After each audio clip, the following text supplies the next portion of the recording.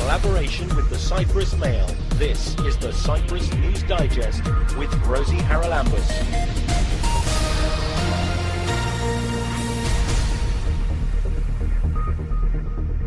Coming up on the programme this week, environmentalists are planning a big demonstration this weekend against the uncontrolled developments being built near Natura 2000 sites. In Cyprus right now we have 63 Natura 2000 areas, and unfortunately the European Commission is investigating possible infringements regarding approximately 30 out of 63. A European Court of Human Rights judgment describing the Immovable Property Commission, or IPC, in the occupied areas as protracted and ineffective has become final. We'll discuss the implications with the lawyer who brought the case. Because the logic of the European Convention of Human Rights is that if a country controls an area with its army, then for purposes of human rights, it is responsible for what goes on there. And it is also responsible to set up remedies so that people who have property or who live there can access. UK Cypriots are lobbying British parliamentarians about Turkish provocations in Cyprus' exclusive economic zone. But I think that the British government does need to be more honest and demanding of Turkey. And a turtle hotline has been set up to enable the public to report sightings of injured sea turtles so that the relevant authorities can rescue them faster. We are going to be, along with Department of Fisheries, sending to the site the specialized personnel which have been trained to work with sea turtles and know how to handle the injuries. On Sunday, there's going to be a demonstration, a march and a concert under the title Save Our Natural and Cultural Heritage. It's being organised by Save Agamas and Save Cyprus movement. And joining us from the organisers is Christos Papastilianou. Christos, what is this all about? The protest is organised by the Save Agamas movement on Sunday at 2:30 outside of the EU House in Vironos Avenue. This is about protesting on the situation, on the bad situation and worsening, unfortunately, of the Natura 2000 areas in Cyprus. There are a lot of problems regarding their management and conservation, mostly about Agamas Peninsula with the recent case on the sea caves in Peia, but not only on that. We are marching through the city within the walls to the old market, where a concert will take place at around 5 o'clock. Now, for people who aren't familiar with the problems that have come to light in recent weeks and months, particularly with the development of sensitive areas, just explain about the amount of development and the type of development that is happening very close to these Natura sites. Let's say that in Cyprus right now we have 63 Natura 2000 areas, and unfortunately the European Commission is investigating possible infringements regarding approximately 30 out of 63. So the problem, unfortunately, is a persistent problem, a systemic problem about the inadequate implementation of the Habitats and Birds directives. And the past 2 to 3 years, the problem is worsening, especially in the Agamas Peninsula area, from Aphrodite's Bath to sea caves and Adrolikou Gorges to Peias Forest. Unfortunately, we are in front of large, unsustainable developments that are taking place, and without taking the appropriate steps yet, like issuing management orders. So a lot of things must be done, and we believe that this is the time to raise the issue firstly to the EU. A representation of the European Commission is coming a week later, so this is an opportunity to raise the cause. A lot of people would say you're trying to shut the stable door, but the horse has already bolted, and that you certainly can't turn back the clock on the developments that have already been given permission. So are you hoping more that this will rein in the possibility of future development? Is there anything that can be done about those that have already started to be built? Definitely. The case in Sea Caves in Peja is investigated by the European Commission. But what can they do? I think that they can do a lot of things. We are talking about the priority species, the Mediterranean monk seal. So, in development without an appropriate assessment, that's also crucially important in our discussion. According to the Habitats Directive, you have to appropriately assess all developments near and within Natura 2000 areas. Unfortunately, in Agamas, this is not happening.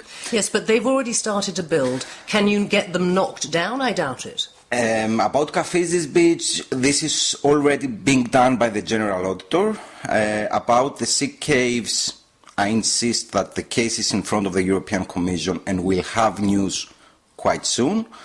And in other cases, appeals have been filed to the Supreme Court, like the Ayovuni case in Peja or Aphrodite's Path. So we are doing whatever we can, both for present and future developments in the area. So if you'd like to join the demonstrators, it's this coming Sunday. They're going to gather. They ask you to bring drums, whistles and anything else that will make a lot of noise and meet at the EU House in Byron Avenue at 2:30 to march through the city to the old part of Nicosia, where in the old town hall square by the municipal market there will be a concert a little later on in the afternoon. Keep up to date with events in Cyprus and around the world with the Cyprus News Digest. A recent European Court of Human Rights judgment has described the proceedings at the Immovable Property Commission in the north of Cyprus as protracted and ineffective.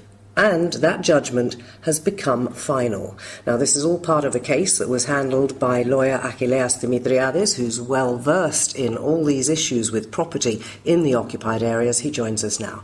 What's the significance of this, Achilleas? This case is very important because it's the first time that the European Court of Human Rights, after the judgment in Dimopoulos versus Turkey in 2010, which stated that the Immovable Property Commission in the occupied by Turkey area of Cyprus is a domestic remedy which has to be exhausted before one goes to Strasbourg directly, has been changed because it's now clear that when one looks at the actual practice of the Immovable Property Commission, there are delays, there are methods which do not conform with the norms of human rights, and that is exactly what the court has detected. It has stated that the procedure followed created delays, caused problems, and was ineffective, and therefore an award for compensation was made along with costs. This has now become final, and we are now expecting Turkey to give an action plan to the Committee of Ministers, which supervises the execution of this judgment, pointing out ways to remedy what the court has said was wrong. So, in other words, they have to take action to speed up things happening at the IPC, but it means that we still have to go to the IPC first. I don't think there is a way to avoid the IPC as long as the Turkish army controls the northern part of Cyprus. Because the logic of the European Convention of Human Rights is that if a country controls an area with its army, then for purposes of human rights, it is responsible for what goes on there. And it is also responsible to set up remedies so that people who have property or who live there can access.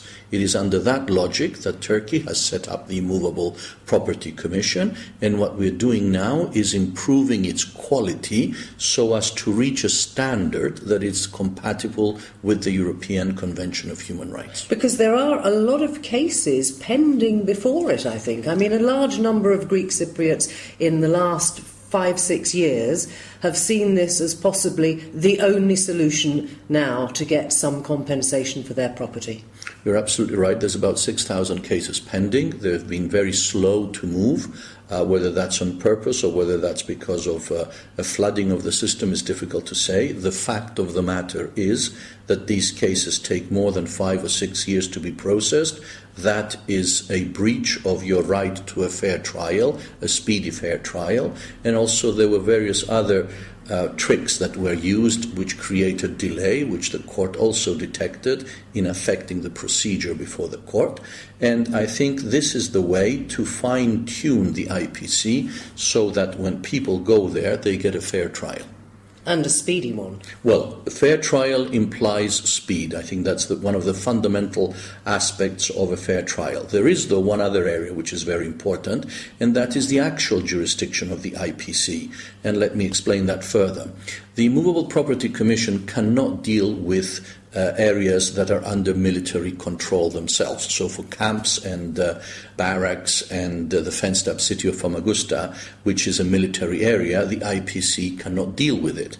And there's a line of cases that is now pending before the court pointing that out and stating that if the IPC does not have jurisdiction over the fenced-up city of Famagusta, then that means that it's an ineffective remedy from the people who come from Famagusta because they cannot apply and get either their money or try to go back. And I think that's the next thing that's coming, where we will be seeing cases in relation to the fenced-up city of Famagusta being dealt with by the court and hopefully finding Turkey liable for the violation. And they'll be going direct to Strasbourg for that, you mean? No, those people have already applied to the IPC. They have been, their cases has been dragging on for 5, 6, 7 years, and so they've decided that since they've tried their luck with the IPC, obviously they're not getting anywhere, then they are allowed to go to the court and say, look, this procedure is very slow, it is inadequate, and we need the court to certify this, which amounts to a violation, and only then will Turkey be forced to increase the speed and better the efficiency. All right, there's something that I think we need to make clear, if I've understood this correctly. The last case, the one we've just been talking about, your client, I believe, received compensation in respect of non-pecuniary damage and costs and expenses, a total of something like 14,000 euros, but she had actually asked for over 2 million. So this court ruling is really only an intermediary. Absolutely. Is that right? That is exactly it. And so her 2 million is still pending before the IPC. Exactly. You've hit the nail on the head. This was a procedural aspect in that the procedure of the IPC is not a good one and it has to be made better, and that's why the court awarded a small amount of damages. The next level is Turkey must pay this, and that in itself will be a success because so far Turkey has not been paying the amounts awarded. Secondly, it has to correct what the court has said that's wrong. And then the third level, and that I think is the most important aspect, there will be a hearing before the Immovable Property Commission where the applicant will set out her claim. She will bring in her own valuers to give the valuation of the property, and then the Turkish Cypriot side will give their valuation of the property, and then the Commission will decide. And it is at that point where I think the Cyprus government ought to intervene and help the applicant in proving the amount of damages or the value of the property that she has, because any finding of the IPC will be a benchmark or a precedent, if you like, for everybody else that will be applying at a later stage, and also for a possible solution to the Cyprus problem. Do not forget that part of the solution is the creation of a federal immovable property commission, which will be dealing with claims from both sides of the Green Line. So that's Achilleas Dimitriades, the lawyer who's recently got that ruling from the European Court of Human Rights describing the proceedings at the Immovable Property Commission, or IPC, in the north of the island as protracted and ineffective. It means things can now move forward, hopefully. In collaboration with the Cyprus Mail, this is the Cyprus News Digest with Rosie Haralambos.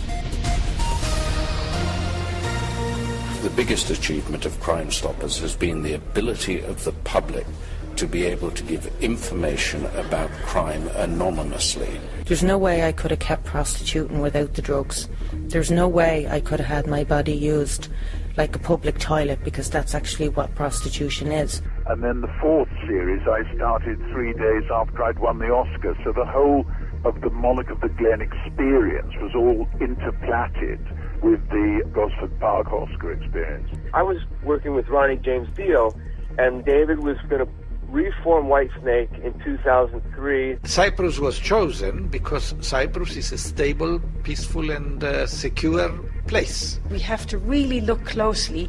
What are we doing with children?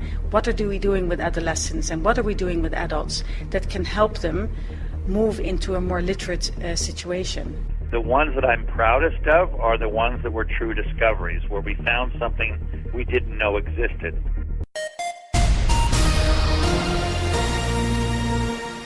There are plenty of Cypriots all over the world, and many of them have federations in the countries where they reside that aim to support Cyprus. And one of the biggest is the Federation in the United Kingdom. Its president is Christos Corrales, and he joins us now. Christos, thanks very much for coming on the Cyprus News Digest. I believe that you guys have been quite busy lobbying members of the UK Parliament about what's been going on with regard to Cyprus' desire to exploit its hydrocarbons. Thank you for having me on, Rosie. It's a pleasure to talk to you and your listeners. We have indeed. So, as a federation, we have two broad goals. One is to advance our community here in the UK, and secondly is to fight for the interests of Cyprus, be it in terms of a solution or be it, as is the case at the moment, with regards to its right to exploit its hydrocarbons within its exclusive economic zone. So over the last kind of month and a half or so here in the UK, we have been asking a government, the official opposition and parliamentarians to speak out more clearly against Turkey's actions and call on the government and parliamentarians in the opposition to condemn Turkey's actions. As part of that, we've organised a large email campaign, and with over 3,000 emails sent to the Foreign Secretary calling on the government to condemn Turkey's actions. And the government has said very clearly that it wants to see the exploration go ahead, which is a step in the right direction in terms of, the British government policy. We've had a number of our parliamentary friends from the Labour and Conservative Party call on the government to condemn Turkey's actions and condemning it themselves. And the Labour Party itself has come out condemning Turkey's actions, calling them kind of unacceptable. Can I just ask you, they are also saying that they feel a solution to the Cyprus problem would, in a sense, cut through all this with the EEZ. What feedback have you had on that part of this problem? I think the British government has maintained that position that it would cut through. I think that the point we would make is that the two are separate and distinct. So Cyprus's right to explore its natural gases cannot be held hostage to the negotiation process. And the most recent statement that was released by the government on the 8th of March said they want to see exploration go ahead, which for us is a welcome addition to previous statements where that wasn't so explicit. And what about the role of the Turkish Cypriots in all of this? Because again, although the government here keeps saying that the hydrocarbons are for everyone, it hasn't actually made clear how it would share any revenue, although let's face it, that's a long way down the line anyway, with the Turkish Cypriots, if there isn't a solution. Well, I think the government has made very clear its desire to set up a sovereign wealth fund where the wealth of the hydrocarbons would be for all Cypriots. Now, as you said, a solution is probably more likely to happen than revenues coming online. Revenues coming online will require kind of many, many more years. So I think that the current focus shouldn't be on the hydrocarbons. It should be on how do we get the negotiations underway so that when the revenues do come online, we have a reunited Cyprus, there is a sovereign wealth fund in place, and all Cypriots can share in the wealth of the hydrocarbons. And I presume that if you've given that view to British parliamentarians, it's been welcomed. Of course it has. So, that, I think, we also recently met with the new British High Commissioner designate to Cyprus, Stephen Lilly, and our view was that the British government really needs to do what it can to kickstart the renegotiations, recognising that the negotiations need to be, Cypriot-led, and I mean Cypriot-led. So therefore, the kind of the unfavourable influences around the negotiation table, mainly from Turkey, need to be contained, and Britain, as a guarantor and as someone with a seat at the table, needs to take a much more active role in doing that. Now then, that brings up another sort of problem, because I've been in Cyprus for many, many years, and we constantly hear, quite rightly, that we don't want foreign interference in the talks and in the chance to renegotiate a unified island. And yet, every now and again we say, but they're not doing enough. So it's a little bit confusing for some people. Do you want the help of the guarantor powers, or do you say they should mind their own business? I think Cyprus is a 21st century country, is a European Union member state, does not need guarantors. However, when you have a country like Turkey, which under Erdogan is moving in an increasingly worrying direction, it needs someone, a country with the international standing like the UK, to call out Turkey and say, you need to step aside and let this process happen between the Cypriots. So our ask of the UK isn't to get involved in the negotiations, but is to use its influence and international clout to contain Turkey. That's what will allow the negotiations to proceed, if we can take Turkey's influence out of the equation. And yet, dare I say that because of the constitution with those three guarantor powers, you can't take one of them out of the equation, as you put it, and leave the other two. All three should be taken out of the equation, is my view. Which would require a change to the constitution of Cyprus, wouldn't it? And that would mean we would have to have the full complement of all Cypriots, according to the 1960 constitution, sitting in Parliament to make that change. Well, no. I mean, in the context of the negotiations, right? Turkey's influence over the negotiations is an unhelpful one. And Britain's role needs to be to contain that influence in the context of the negotiations. How do you think they can do that? Well, look, I think Britain is an ally of Turkey's, one of the very few allies that Turkey has at the moment. And I think part of being an ally is being an honest ally. If you're just an ally that constantly says yes, yes, yes, and is never there to stand up to or challenge, that's not an ally. That's some other form of relationship. So I think, the British government does hold a certain amount of sway over Turkey, with Brexit, post-Brexit trade arrangements. There's a whole host of interests at play here that are way beyond Cyprus. But I think that the British government does need to be more honest and demanding of Turkey. And have they said they'll try and do that? The British, yes, if you read the latest British government statements, they do say that they are actively talking to Turkey, particularly on the EEZ issue, I would say, rather than anything else. But they do say they are engaging with Turkey and asking Turkey to be kind of to resolve this issue in the EEZ. So the British government does say that it regularly engages with Turkey on a number of issues, the specifics of which are unclear. I'm sure they'll become clear in the near future. Let's hope so.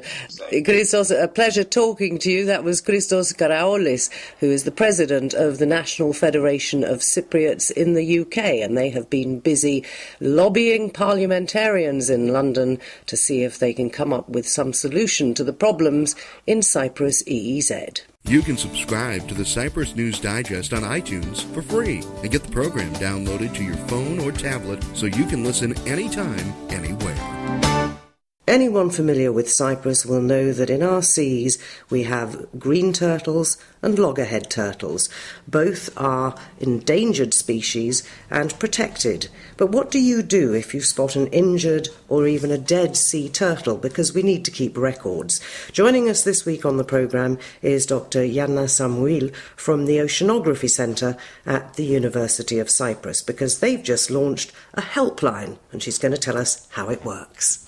Well, people, tourists, stakeholders, divers, boaters, whoever's at sea and spots an injured or a presumed dead sea turtle can give us a call at the Cyprus phone number, which is 96952929. And they can report their sighting. And we're interested in receiving information, of course, about the species, whether it's a green turtle or a loggerhead turtle, if it's injured or dead, the type of injuries they have, and where those injuries are located. And all this information, of course, along with the location, whether it's at sea or on the coastline, which part of the island it's located. And all this information, it's going to get passed on to the Department of Fisheries and Marine Research, with which we have launched this hotline in the frame of a research project, an EU research project. And we are going to be, along with Department of Fisheries, sending to the site the specialized personnel which have been trained to work with sea turtles and know how to handle the injuries. Because some of the injured turtles that we have found in the past, they could either have been caught up in fishing nets or they could have been hit by speedboats and so on. So how good is our record in terms of those that we've managed to rescue at healing them and then putting them back? Well, the Department of Fisheries has a facility, let's say a first aid and rehabilitation facility in Larnaca, in their research center right there. And they have been treating injured sea turtles for many years now. And their success rate is relatively pretty good, although the injured sea turtles that actually make it alive to the treatment facilities is very low. We get about 6 injured sea turtles per year on average, and around 5 of them have injuries that can be treated and the sea turtles are released back at sea. I suppose the important thing is the time factor, that especially if it's bleeding, being hit by a boat or something, it needs to receive attention very quickly. So even if somebody sees one but doesn't know whether it's a loggerhead or a green turtle, some people can't tell the difference, as long as they call the hotline and say, at this location we have this turtle and it looks bad or it looks whatever, then how fast can the rescuers get to it? Well, DFMR has district offices, and in collaboration with their head offices, they can arrive at the scene relatively quickly. Of course, it depends on how remote the beach area is or the sea access. So it can happen very quickly, and what we will do through the hotline is, while the caller is on the line, we will be providing brief and easy guidelines that they can follow as a first aid to keep the sea turtle as comfortable as possible and restrict the injuries until the official help arrives. What about the idea, like BirdLife Cyprus have done recently, with an app that would pinpoint the location on whichever, Google Maps or something, and then it's immediately obvious where the people have to go?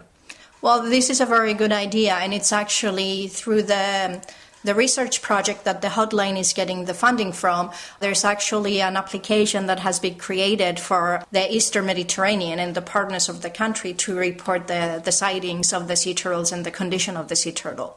So this is going to be coming right away. and the app is going to get released in the next couple of weeks. You'll have to let us know when it is so that people can do their bit for our endangered sea turtles. And that is Dr. Yanna Samuil from the University of Cyprus Oceanography Centre. That number, once again, if you see an injured or a dead sea turtle, you should call 9695 2929.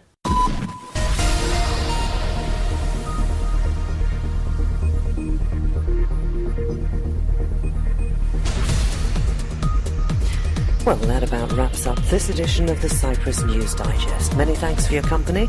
Hope you'll join me next week. Till we meet again, take care and God bless. Bye-bye now.